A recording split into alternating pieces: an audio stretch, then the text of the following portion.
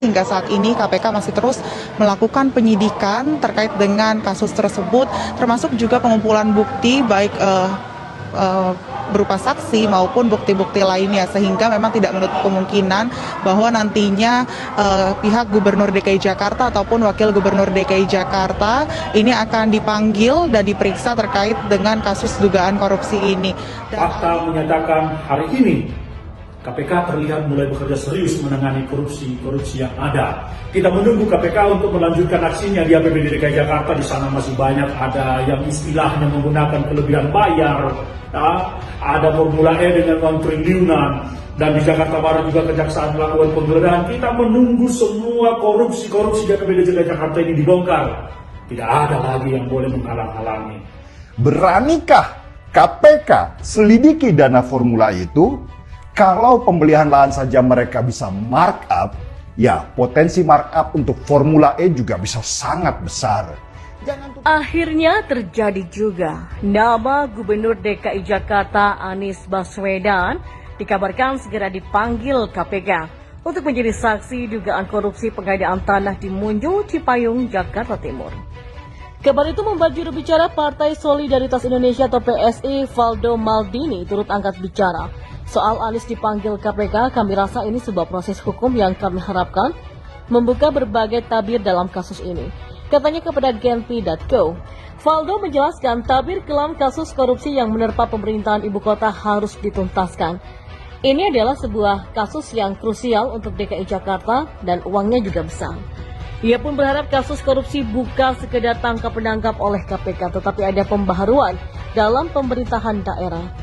Ini soal pengolahan aset yang lebih profesional. Jadi kami nggak ingin melihat ini sebagai benci-membenci orang tertentu. Dan menurutnya pengolahan aset ini harus kembali sebagai sebuah persoalan publik. Jangan dikit-dikit mengamuk kalau nggak sesuai dengan kehendak. Jelasnya, dia pun mendoakan agar Anies dapat bekerja sama dengan mengungkap persoalan ini.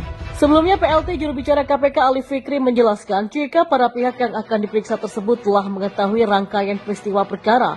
Pemanggilan ini diperlukan dengan tujuan agar perkara punya titik terang dalam dugaan perbuatan para tersangka perkara ini. Rencana yang dilakukan oleh KPK ini pun mendapatkan respon baik dari salah satu mantan politisi Demokrat sekaligus pegiat sosial media yaitu Ferdinand Hutahean. Ferdinand menilai jika KPK saat ini lebih baik walaupun tanpa adanya pegawai KPK seperti Novel Baswedan dan kawan-kawan yang masih mempermasalahkan status penonaktifan kepegawaian atas tidak lolosnya ASN di tes TWK tersebut. KPK lebih baik dan bukan kiamat tanpa Novel Baswedan dan kawan-kawan, tulis Ferdinand Hutahean yang dikutip dari portal Jember lewat akun Twitter miliknya. Tidak hanya itu saja, Ferdinand juga menilai bahwa hal yang dilakukan KPK saat ini merupakan bukti tanpa adanya Novel Baswedan yang sudah tak lagi memegang kasus, justru kinerja dari KPK dapat bergerak lebih cepat. Ini bukti kalau KPK bergerak lebih cepat pasca Novel Baswedan tak lagi pegang kasus di KPK. Dan ini adalah sebuah perkembangan yang menggembirakan bagi pemberantasan korupsi. Ayo KPK maju terus, tambah Ferdinand. Seperti diketahui, KPK resmi menetapkan mantan Direktur Utama Perusahaan Umum Daerah atau Dirut Perumda Pembangunan Saranajaya, Yuri C. Pinontoan atau YRC sebagai tersangka kasus dugaan korupsi pengadaan lahan di Cipayung, Jakarta Timur. Selain Yuri, KPK juga telah menetapkan Direktur PT Adonara Propetindo Tommy Adria, Wakil Direktur PT Adonara Propetindo Anjarun Tunewe, dan PT Adonara Propetindo sebagai tersangka korporasi. Kasus ini bermula sejak adanya kesepakatan penandatanganan pengikatan akta perjanjian jual beli di hadapan notaris yang berlangsung di kantor perusahaan daerah pembangunan sarana di hadapan notaris antara pihak pembeli, yakni Yudi C. Pinontoan selaku dirut dari Perusahaan Umum Daerah Pembangunan Saranajaya dengan pihak penjual yaitu Anjarun Tunewe pada 8 April 2019. Pada waktu yang bersamaan terdapat penemuan terkait pembayaran sebesar 50% atau sekitar sejumlah 108,9 miliar rupiah ke rekening bank milik Anjarun Tunewe di Bank DKI. Beberapa waktu kemudian atas perintah Yuri dilakukan pembayaran oleh Perusahaan Umum Daerah Pembangunan Saranajaya kepada Anjarun Tunewe sekitar sejumlah 43,5 miliar rupiah. Dan dari uang tersebut diperuntukkan pelaksanaan pengadaan tanah yang terletak di Munjul, Kelurahan Cipayung, Jakarta Timur. Akibat perbuatan tersebut diduga telah mengakibatkan kerugian keuangan negara sebesar 152,5 miliar rupiah. Keberanian KPK dalam mengusut korupsi DKI tak lepas dari kisruh di internal KPK sendiri. Sebelumnya kita sangat tahu bahwa banyak isu yang beredar kalau Anies aman selagi di KPK ada nama Anies Baswedan, dan sekarang setelah Novel terancam hilang jabatan membuat Anies ketar-ketir.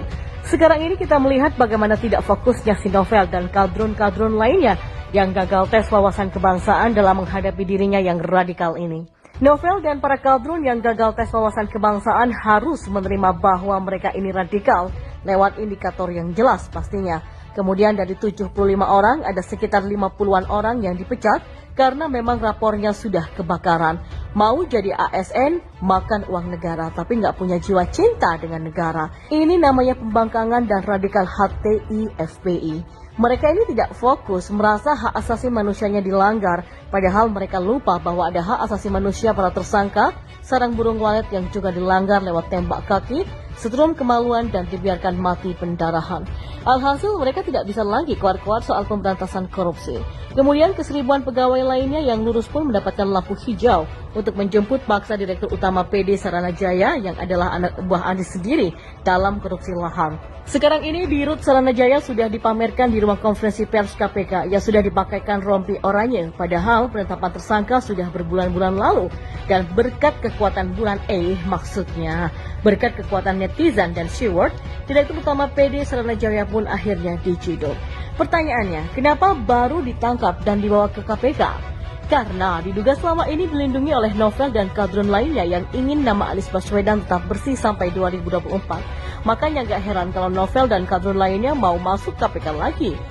Bahaya kalau kasus-kasus di DKI Jakarta ditangani tanpa ada Novel. Karena tanpa Novel, penyelidikan akan lancar jaya bisa gaspol kasus di DKI sehingga menjerat Anies Baswedan. Novel sekarang lagi tidak aktif, maka dia tidak akan bisa mengatur apapun. Dia hanya bisa keluar-keluar, sedangkan KPK nasionalis gaspol Anies. Dan sudah waktunya para radikalis dan Taliban ini dibuat sesat. Firly ini pintar-pintar sekali. Dia ini pakai cara yang legal untuk mendepak Novel yang diduga kuat melindungi kasus Anies Baswedan di KPK. Wadah pegawai KPK pun kelihatannya akrab-akrab saja dengan TGUPP. TGUPP ini parah sekali. Orang-orang di dekat Anies begitu parah. Kenapa? Karena diduga Anies memberikan perintah atau permisif kepada orang-orang di lingkungan dalamnya. Saat ini kita melihat bagaimana Direktur Utama PD Saranajaya dalam waktu seminggu setelah Novel terbuang dan terciduk. Artinya bisa dong kita menyimpulkan secara kasar bahwa selama ada Novel, kasus di DKI Jakarta dikaburkan, dibuang berkasnya, bahkan dihilangkan bukti-buktinya. Korupsi sudah mendarah daging di DKI Jakarta. Kalau eksekutornya yakni mantan Direktur Saranajaya sebagai tersangka lahan muncul, maka pasti dalangnya harus dicari. Anies adalah orang yang menandatangani pembelian lahan, dan ini sudah nggak bisa didebatkan lagi. Jelas-jelas ada tanda tangan dari Anies. Mungkin dalam hal ini kita bisa melihat bagaimana korupsi di DKI bisa menjadi salah satu indikator apakah KPK ini layak dipertahankan atau kita buang saja. Saya pribadi mendukung sekali KPK memberantas koruptor, khususnya di DKI Jakarta. Jadi para pegiat dan pengamat nggak usah ngebacot soal pembuangan 75 kadrun itu untuk memenangkan 2024 lewat APBN. Ada yang ngomong sih pakai APBN untuk dikorupsi demi 2024. Nggak usah kejauhan, cuk. Lihat saja ke APBD di DKI Jakarta, sudah jelas. APBD DKI Jakarta banyak janggalnya. DPRD pun dibungkam oleh gubernur, tidak berani keluar-keluar. Penanganan pandemi juga paling mahal, tapi malah dapat nilai E. Si Pandu Riono pun sampai sekarang belum kedengaran bela si Anies. Kita tahu penanganan pandemi di DKI sangat buruk, Pandu malah dipuja-puji Anies. Sungguh tidak jelas, sudah waktunya negara ini bebas dari korupsi. KPK bisa tuh mulai dari si Anies, gak usah jauh-jauh dan